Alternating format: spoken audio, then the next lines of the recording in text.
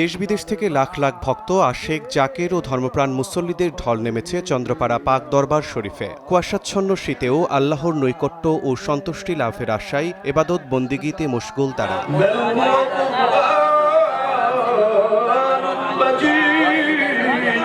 চন্দ্রপাড়া দরবার শরীফের প্রতিষ্ঠাতা পীর জামানার মুজাদ্দেদ হযরত মাওলানা শাহ সুফি সৈয়দ আবুল ফজল সুলতান আহমদ চন্দ্রপুরী নকশবন্দি মুজাদ্দেদি রহমতুল্লাহ পীরের বেসালাত উপলক্ষে অনুষ্ঠিত ওরসের আগের দিন থেকেই দরবার শরীফে আসতে থাকেন ভক্তরা। মঙ্গলবার বাদ জোহর থেকে পবিত্র কোরআন মজিদ তেলাওয়াত, মিলাদুন্নবী, জিকির আজকার ও শরীয়ত তরিকত সম্পর্কিত ওয়াজ মাহফিল অনুষ্ঠিত হয়। দরবার শরীফে উলামায়ে কেরামগণ ওয়াজ নসিহত করেন।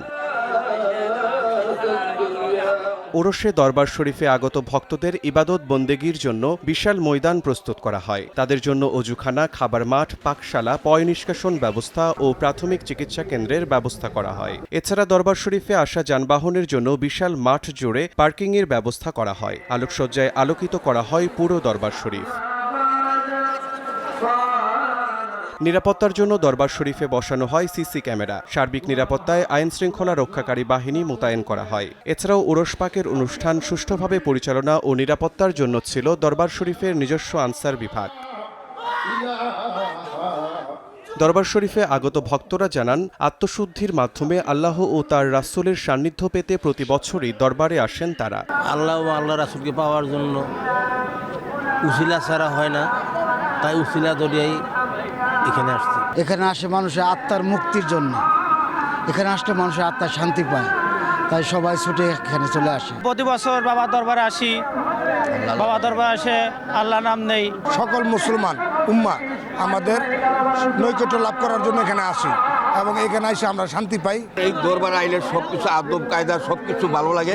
আল্লাহ রাসূলকে পাওয়ার জন্য এখানে আসি। এই জায়গায় আসি 25 বছর ধরে আল্লাহ এবং আল্লাহ রাসূলকে পাওয়ার জন্য। আল্লাহকে দোয়া চাই না, বাবা যেমন যা দোয়া করে এই জন্য তোমরা আইনাইছি। এখানে যেগুলো বলে আমাদের ইসলামিক শরীয়ত মোতাবেক বলা হয়, তো মনে হচ্ছে এটা আমাদের ইসলামিক শরীয়ত মোতাবেক সবকিছু চলাফেরা চলছে। দরবার শরীফের মুখপাত্র বলেন, ধর্মীয় ভাবগাম্ভীর্যের মাধ্যমে এবছর ওরস অনুষ্ঠিত হয়েছে। এখানে ভক্ত মুসল্লিদের শরীয়ত মোতাবেক চলাফেরা করার উপদেশ দেওয়া হয়। আখেরি মোনাজাতে তামাম পৃথিবীর আউলিয়া আম্বিয়া, বিশ্বের মুমিন মুমিনাত যারা আছেন বিদায়ী আত্মার উপরে সওয়াব রচনা করা হয় এবং দেশের শান্তির জন্য, সারা বিশ্বের মুসলমানদের জন্য দোয়া করা হয়।